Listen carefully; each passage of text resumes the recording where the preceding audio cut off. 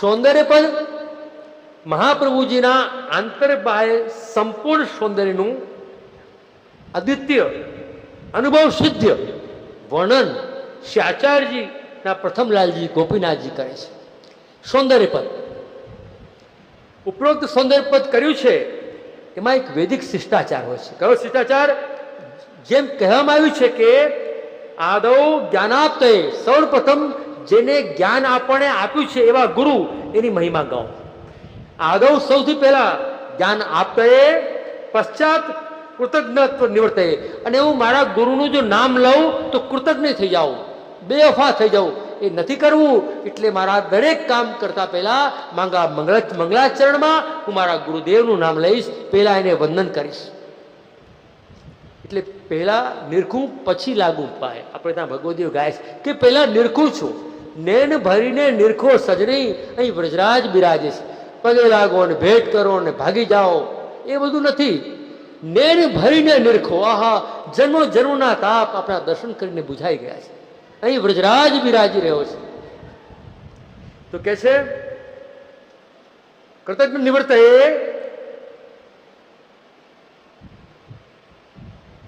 વર્તય છે સદા સદ્યા વેદાસતો ગુરુ ઈશ્વર. ગુરુને ઈશ્વરની મહિમા ગાવી પડે. ગુરુરૂપ ઈશ્વરની મહિમા, ઈશ્વરરૂપ ગુરુની મહિમા.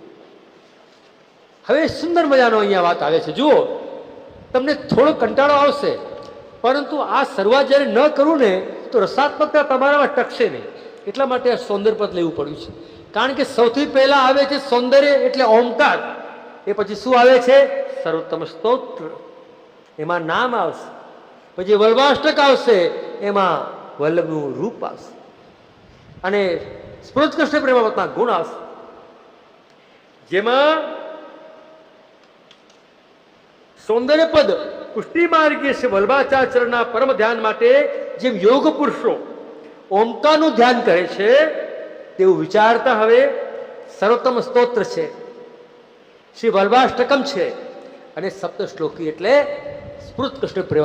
જેના નામ ગુણગાન ગાવા માત્રથી કૃષ્ણ માટેનો પ્રેમ વસ્તુમાં છલકી જાય. વલ્લભ સ્તોત્ર થઈ, એમાં વલ્લભને સ્તોત્ર તઈ કહેવાય છે. ત્રણ વલ્લભના 3 સ્તોત્ર છે. કોઈ વ્યક્તિનું નામ ના ચાલે, ખાલી નામ સાથે એનું રૂપ પણ હોય, રૂપ હોય તો ગુણ પણ હોય. તો વલ્લભ સ્તોત્ર ત્રય કહ્યું છે. કયા સ્તોત્ર તઈ? કયા સ્તોત્ર ત્રય? તો કે વલ્લભનું નામ સર્વોત્તમ સ્તોત્ર, વલ્લભનું રૂપ વલ્લભાષ્ટકમ, અને વલ્લભના ગુણ સ્ફુરત કૃષ્ણ પ્રેમામૃત. એટલે વૈષ્ણવે સર્વોત્તમજીનો પાઠ તો કરવો જ, પરંતુ જ્યારે વલ્લભનો ઉત્સવ આવવાનો હોય એના 3 દિવસ આજથી 3 પાઠ રોજ કરવા. કયા કયા? સર્વોત્તમ સ્તોત્ર, વલ્લભાષ્ટકમ અને સ્ફુરત કૃષ્ણ પ્રેમામૃત. એટલે શું થાય? 12 મહિના તો વલ્લભના નામ બોલ્યા, આ 3 દિવસ ખાલી નામ બોલે ન ચાલે. આ 3 દિવસ તો વલ્લભનું રૂપ પણ સાકાર થવું જોઈએ, વલ્લભના ગુણ પણ સાકાર થવા જોઈએ. એટલા માટે ઓમકાર રૂપ સૌંદર્યપદનો પાઠ, પછી નામ રૂપે સર્વોત્તમ સ્તોત્ર, રૂપ રૂપે વલ્લભાષ્ટકમ અને ગુણ રૂપે સ્ફુરત કૃષ્ણ પ્રેમામૃતનો પાઠ આપણે બધા કરીશું ને? હાય હા નહીં, ખાલી હા. હા એટલે શું? હાનો મતલબ છે વિરાગની હા. તમે જે હા બોલો છો ને એટલે સામાજિક શિષ્ટાચાર છે. તો અમારા પુષ્ટિ ભક્તિ માર્ગમાં, અમારા શિક્ષાપત્રમાં હા કૃષ્ણ, ક્વાસી ક્વાસી, રમણ શ્રેષ્ઠ, મહાભુજ. અહીંયા લૌકિકની જે હા છે, પુષ્ટિ માર્ગમાં જો કણવત કરીએ તો વિરાગની હા બની જાય છે. ધીરે ધીરે સમજાશે. હોલે હોલે સબ હોતા હૈ, હોલે હોલે દવા લગતી હૈ, હોલે હોલે દુઆ લગતી. લાગશે, લાગશે, જરૂર લાગશે. મને વિશ્વાસ છે. તમને વિશ્વાસ હોય કે ન હોય, વલ્લભના સ્વરૂપમાં મને વિશ્વાસ છે, અને મારો વિશ્વાસ તમને કામ આવશે. અસર હો કે રહેગી. એટલે આ સર્વોત્તમ સ્તોત્રના પાઠ આપણે 12 મહિના વૈષ્ણવ સર્વોત્તમજીના પાઠ કરો. ઉત્સવ આવ્યો, સર્વોત્તમજીના પાઠ કરો, બેસાડો ને ઉછાળો, એ બધું બરાબર છે.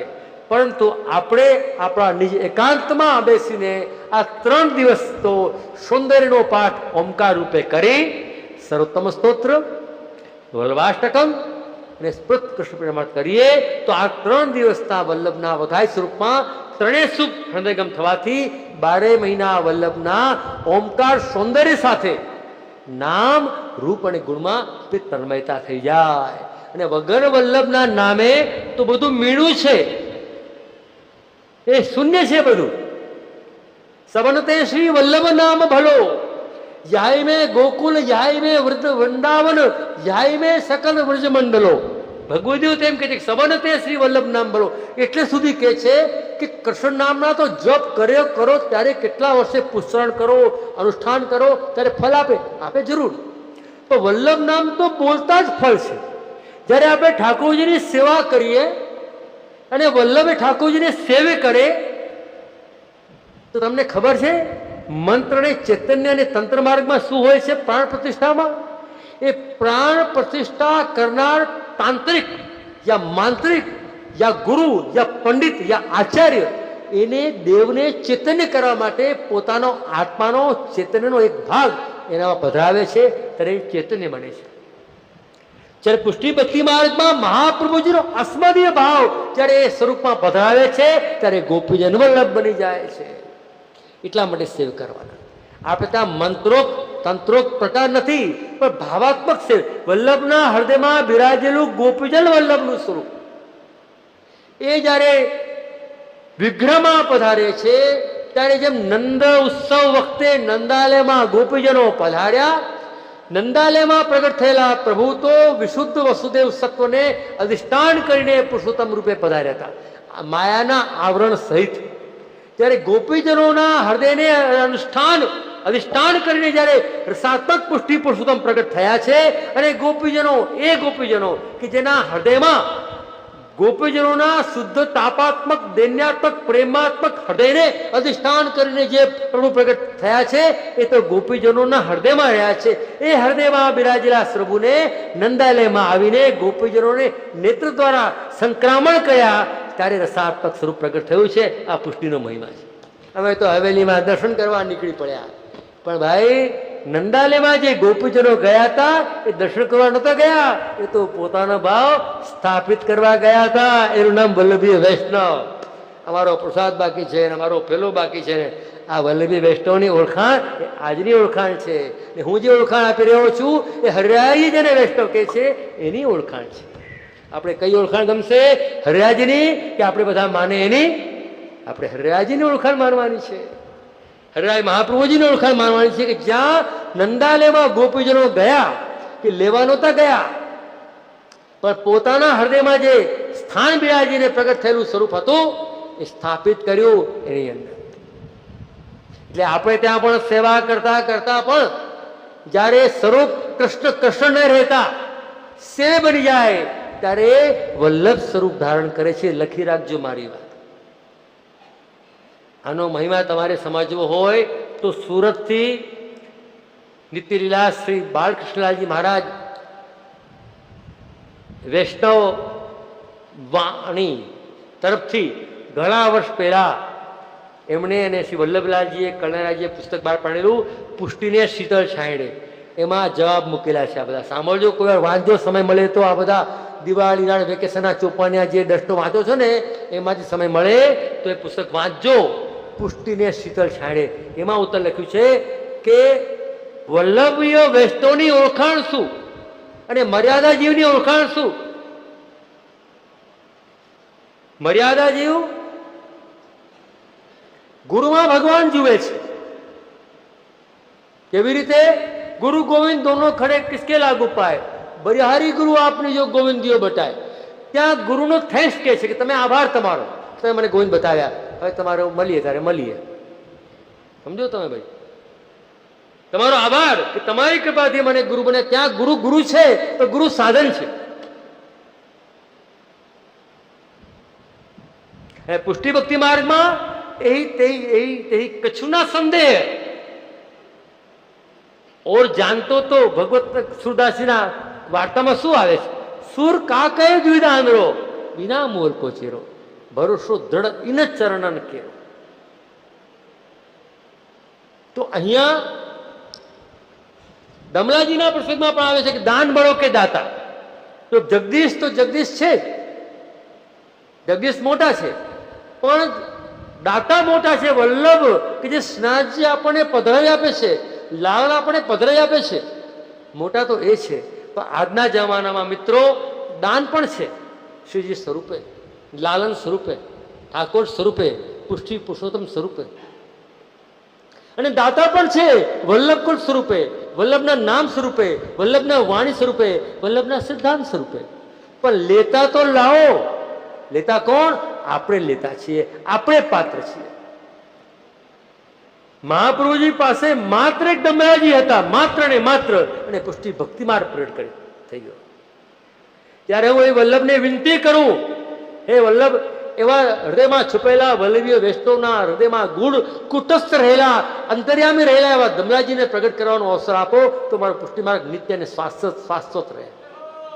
અત્યારે આ કલિયુગના પુષ્ટિ માર્ગમાં અમે જીવી રહ્યા છીએ, તડપી રહ્યા છીએ, મરી રહ્યા છીએ, સડી રહ્યા છીએ. અમને વલ્લભ બેક ટુ ગોડ હેડ, અમને અમારો પુષ્ટિમાર્ગ પાછો આપો. હે વલ્લભ, અમને અમારો પુષ્ટિમાર્ગ પાછો આપો. હે વૈષ્ણવ, અમને અમારો પુષ્ટિમાર્ગ પાછો આપો. આમાં અમને ચેન નથી પડતું. જલની માછલી હોય ને એ તમે બહાર લઈ લો, તડપે, એમ પુષ્ટિ જીવો આ કહેવાતા લોકભોગ્ય પુષ્ટિ માર્ગથી બહુ સમિત થઈ રહ્યા છે. અમને કયો માર્ગ જોઈએ? જે વલ્લભે બતાવ્યો. અમારે કઈ યમુના જોઈએ? જે મનસીમે સુધા સીતામ, જે વલ્લભે બતાવી. કયો ગિરાજ જોઈએ? ભયો ભાત કો કોટ ગિરાજ છુપાણો. કયું વ્રત જોઈએ?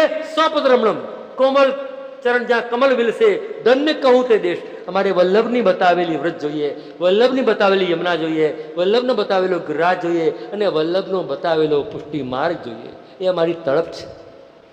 હું તમારા હૃદયમાં બિરાજેલા દમરાજીને વિનંતી કરું છું, હાથ જોડીને, કે મારી વિનંતી સાંભળો, અને એ પુષ્ટિ માર્ગ જે અમારાથી છોવાઈ ગયો છે, દૂર જતો રહ્યો છે, પાછું અમને આવીને પ્રાપ્ત થાય, આ જન્મમાં પ્રાપ્ત થાય. તનુ નવત્વ મહેતા હતા. ત્યાં યમુનાષ્ટકી ટીકામાં હરિયાજી કહે છે, તનુ નવત્વ એટલે શું? આ જીવનમાં જ પુષ્ટિ પ્રભુની આ દેહ જ ભગવત પ્રાપ્તિ થવી. મર્યા પાછા માળા પ્રણામણી કરાવો. છોકરો ફેલ થયો છે, ધક્કા મારીને ઉપર ચડાયો નહીં. એવી માળા પ્રણામણી નથી કરાવી કે ધક્કા મારીને કરાવવા પડે. એવી ભાગવત કથા નથી કરાવી કે કંઈ દાદા પાછા તો નથી આવ્યા ને, ભૂત બનીને દાદી પાછો તો નથી આવ્યા ને, એવી કથાઓ નથી કરાવી.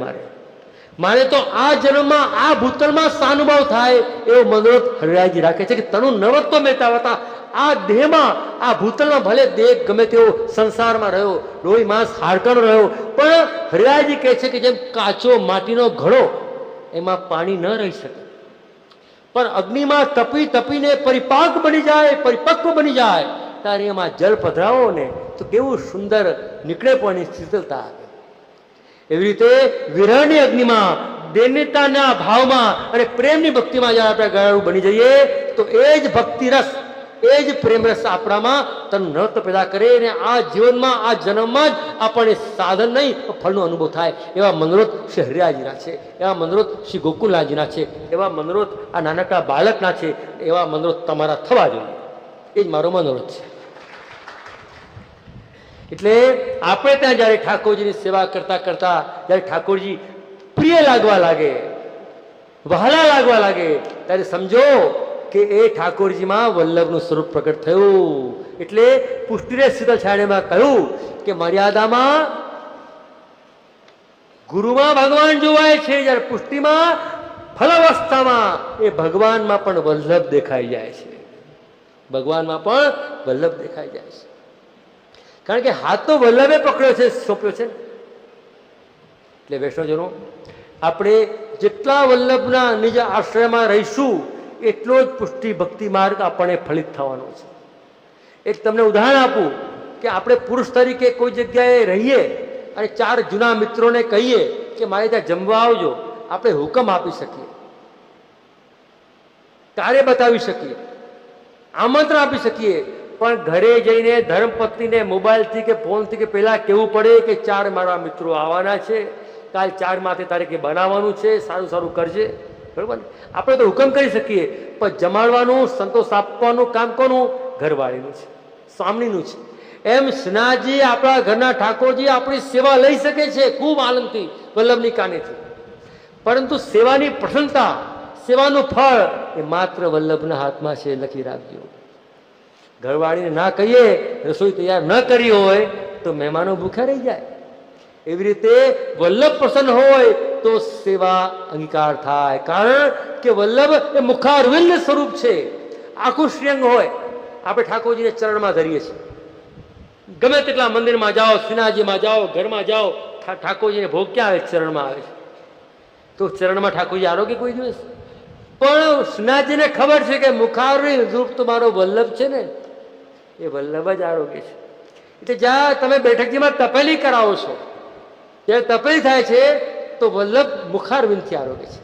જ્યારે રાજભોગ થાય છે તો પ્રભુ ચરણારવિંદમાં ધરે છે, ત્યારે વલ્લભ ગુસાઈજી સાથે બાળકો પધારે ત્યારે ઠાકોરજીની દ્રષ્ટિ કરે છે. સમજ્યા તમે? એટલે મુખારવિંદ ના હોય તો આરોગી ન શકાય.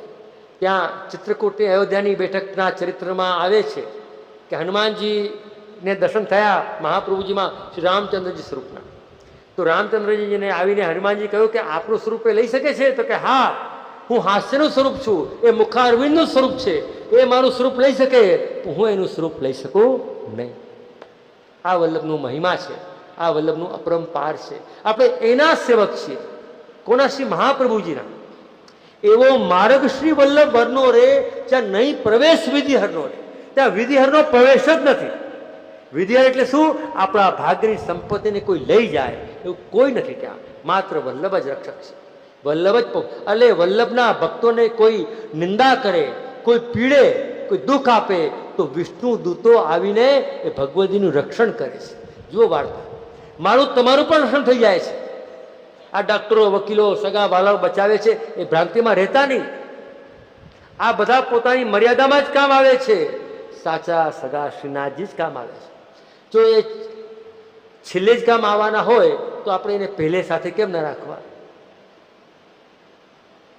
પેલા કબીર ઇત્યાદિ કહી ગયા છે, દુઃખ મેં સ્મરણ સબ કરે, સુખ મેં કરે ન કોઈ, તો સુખ મેં સ્મરણ કરે દુઃખ કાંઈ કો હોય.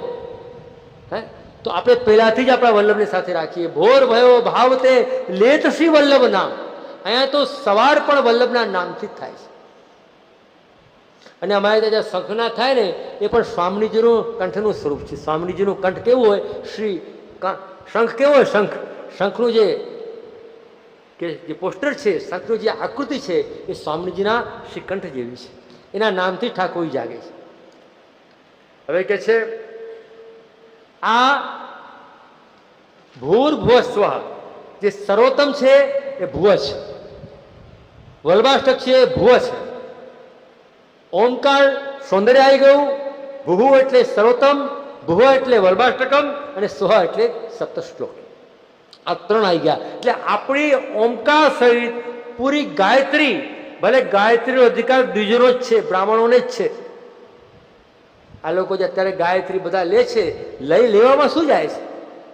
એક પ્રસંગ મને યાદ છે કે એક બંગાળમાં એક બહુ સારા પંડિત હતા, બહુ જાણકાર હતા.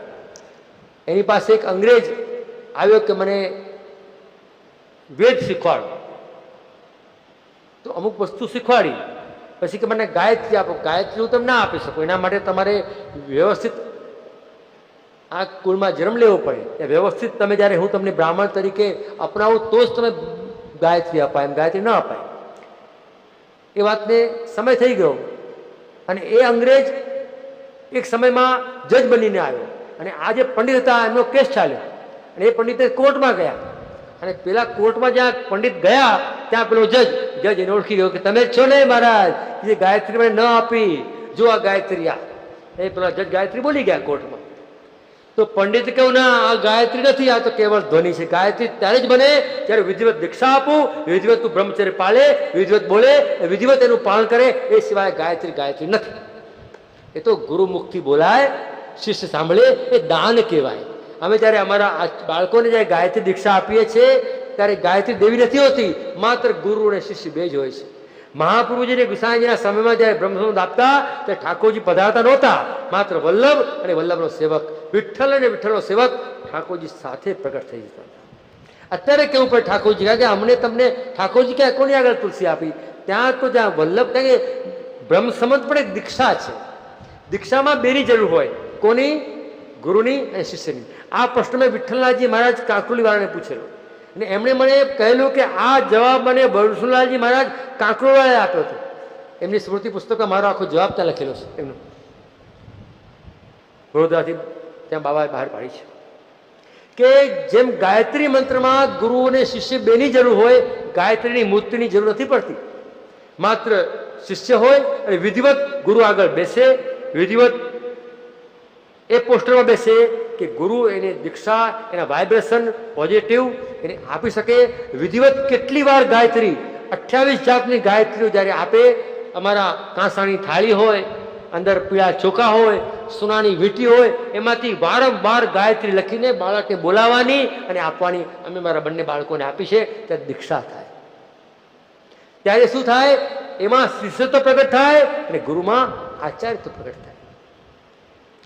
તો અહીંયા જજે તો કહી દઉં કે તમે એ જ છો ને? તો બ્રાહ્મણે કહ્યું નહીં, ગાયત્રી તો એ જ. ત્યારે હું તમને વિધિવત આપું, એ સિવાય તમે ગમે તે નામ બોલો. આજે બ્રહ્મ સંબંધ મંત્ર ગમે ત્યાં છપાઈ જાય, ગાયત્રી ગમે ત્યાં છપાઈ જાય, એ છપાઈ જવાથી કંઈ ફેર નથી પડતો.